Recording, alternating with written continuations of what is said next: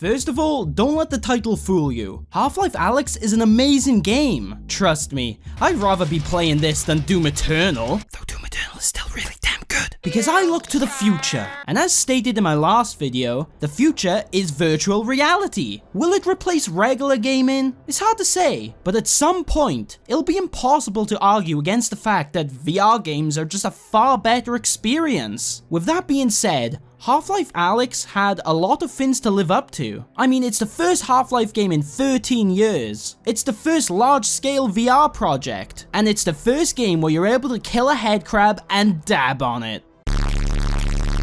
Now, with the game being out for more than a week, was Half-Life Alyx able to hit the mark and cement a solid future in virtual reality? Well, I'm really not at liberty to say. The graphics are stunning, easily the best in all of VR. I'm surprised I had basically no lag during my entire playthrough. It ran like a dream. As a Half-Life game, it was everything a fan could have wanted. Great characters, world building, the music is god tier. There are just so many things I love about this game. But the virtual reality aspect isn't bad by any means, but it has a lot of shortcomings. These shortcomings don't ruin the game for me. If they did, I wouldn't be halfway through a second playthrough right now. But as it stands, the game serves as a great entry to VR. But for more experienced players who can handle everything this medium has to offer, it is severely lacking in options. I felt like I was being treated like a baby. How about I take you back to the start of the game to explain what I mean? I started off my playthrough just taking in the environment and being immersed into this world, noticing the little nuances like how your hand pose changes depending on where you grab an item from. I had a little fun drawing some very good advice you viewers should take note on. And this is only like 5 minutes into the game. This much interaction already is amazing. And then I crashed, but that's besides the point. So I did that all again, got further into the game. I was really enjoying myself, and then I got to this. A little confused for a moment, I wondered how to actually jump. And then it dawned on me that the only way to jump was to teleport. I quickly scoured the options to see if I could change this, but alas, nothing. Now, before you call me a drama queen for making a big deal out of this, let me explain why it's a problem for me personally. At the beginning of the game, you pick your preferred movement option. Now, obviously, if you chose to teleport, this all means nothing to you. But unlike you, I've mastered VR. I don't get motion sick, only babies get motion sick. So for those like me who pick continuous, imagine how jarring it is to suddenly have to use a totally different movement option for specific parts of the game. It takes you right out of the experience and ruins the immersion periodically. It would be like playing Super Mario, only when you get to a jump, instead of hitting A to go across, you have to do a quick Dance Mania minigame to watch a cutscene of you jumping over. If the problem was only jumping, I wouldn't be making this video. But this problem clashes with other gameplay elements. The Strider section is a perfect example. While this part of the game is amazing, rushing for your life to escape its terrifying rain of bullets. But if you're in continuous, then your rushing will look something like this. Wow, my life is truly in peril. I'm just gonna walk away, bye. So you're essentially forced to teleport through this section if you want to live, let alone get immersed. There are other smaller problems like how you fall as if you're a feather. Ladder climbing is very finicky. Some small spaces you have to teleport through instead of just crouching. And getting a head crab stuck to your head is too scary, man, turn it off! If you're looking for the most immersive VR experience, this probably isn't the way to go. Boneworks gets pretty much everything I've mentioned right. Continuous movement, no baby mode feather falling, a way to sprint and jump. Of course, I'd play Alyx any day over Barely Works, but I really don't get why they wouldn't give us more options to fine-tune our VR experience. The easiest fix would be to just add more preferences. We already have options to toggle things like barnacles lifting the player and climbable ladders, so I really don't get why there wasn't an option to maybe move your arms fast back and forth to sprint or to disable slow falling. Luckily, this should be easily fixable via modding, so hopefully once the development tools are released, we'll see people making changes to the game that let us create the ultimate VR experience. Keep in mind that these problems don't really stop Alyx from being the best VR game ever made. 10 out of 10 really makes you feel like Spider-Man. These, in the grand scheme of things, are minuscule problems, but that's just talking about immersion. There's a bigger shortcoming Half-Life Alyx has that ruins the game for me. It's pretty obvious what it is, but... well...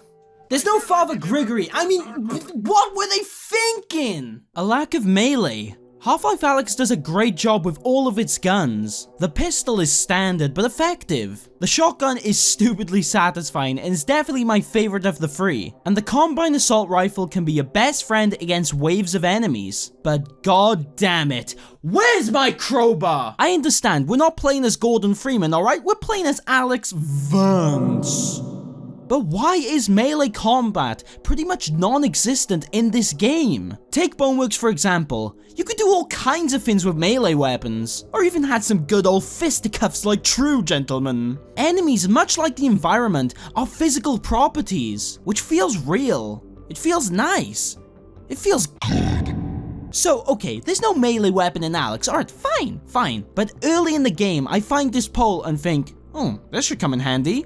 Oh, okay, never mind then. Who disabled collisions, guys? Come on, own up. I understand that sometimes this can be a little buggy, but half of the fun of VR comes from the interaction. And if it's impossible to interact with enemies, then that's half of the fun gone. Some of my best moments in Boneworks came from messing around with robot head crabs. Even though the crowbar is exclusive to Gordon Freeman, I still think Valve could have fit in a unique weapon for Alyx to have. An axe, a baseball bat, god damn it, just put in a lightsaber or something. I mean, I don't care dude, I just want to beat the crap out of some zombies. There are some situations where you simply run out of ammo, so a backup weapon such as this would have been really nice. I could forgive the game if we could still do stuff like put buckets over head crabs or throw a barrel at the zombie to knock him down. I mean, they could throw stuff at us, how is that fair? The only chance for enemy interaction, obviously besides shooting, is using props as a shield against bullets, or the occasional chance to shove a head crab midair. Sadly, these brief moments really aren't that satisfying, and they do not quench my thirst for Warning, spoiler alert. Please skip to here if you don't want the ending spoiled for you. Thankfully, if the next game in the series is to be VR, which it's pretty evident it will, then Valve have essentially confirmed the next game will have a melee weapon. What the hell is this, a Marvel movie? God damn, what's with all these after credit scenes in media? At the end of the day, here's hoping that aspect gets improved upon in the next game. Otherwise, I will be very disappointed. Almost as disappointed as I was with the level design. The level design in Half-Life Alyx isn't awful by any means. There's a lot of memorable moments throughout this entire game, and many sections I look forward to playing over again. But is it me, or is there a lack of levels that utilize VR to its full potential? Most chapters feel really one note. I just feel like there's so much the game could be doing. Obviously, I'll have to talk about the greatest level in VR gaming so far, and honestly, maybe even horror gaming as a whole. Rightly titled... Jeff. My name is Jeff. No, we don't do that here. Jeff is one of the most intense experiences of my life. You find yourself stuck in a distillery against an invincible enemy called Jeff. The catch? He can't see you, but goddamn can that boy hear. So take the concept of the quiet place and mix it with a distillery full of glass bottles. Yeah, you can see where this is going. That's the problem with Jeff. It's so damn good that every other level in the entire game pales in comparison. Besides the last chapter of the game for obvious reasons. It's not that the other levels are bad, but I just feel more concepts like Jeff should have been done. Puzzles are kind of disappointing as well. While the current puzzles can range from challenging, to satisfying, to frustrated, I mean, come on! I'm just a little sad there's a lack of physics-based puzzles, something Half-Life is well known for. I can only recall about 2 in the entire game. The puzzles we do have, however, at least utilize VR very well. I just wish there was more unique stuff instead of the same 3 puzzles on repeat. And the level design isn't really a major gripe for me, but could there have been more unique ideas per level? Well... I'm really not. Come on, G-Man, I've already done that joke. Get out the video, man. God, you're so... Keep in mind, guys, these are just shortcomings of the game. Are some of these problems big? Sure. Do they ruin the game? Kind of. Some do, some don't. But does that mean Half-Life Alyx is bad by any means? Hell no! I would give it a solid 9.5 out of 10 if I had to. The graphics are stunning, with crisp, well thought out lighting. I seriously don't get how I lag like hell in Boneworks, but get virtually none in Alyx. The music is god tier. I actually prefer this to Doom Eternal's soundtrack, which is saying a lot. The characters are great. Russell's voice comms are endearing, funny, and they don't get too annoying, which is something I was worried about. To put it simply, is Half-Life Alyx the next big leap in VR technology?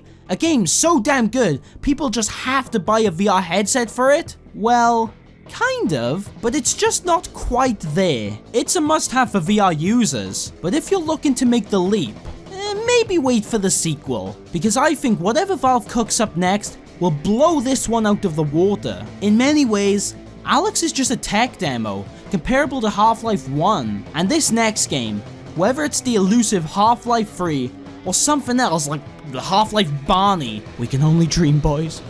We can only dream. Will be like Half-Life 2 and completely change VR gaming as we know it. But in the meantime, this is where I get off.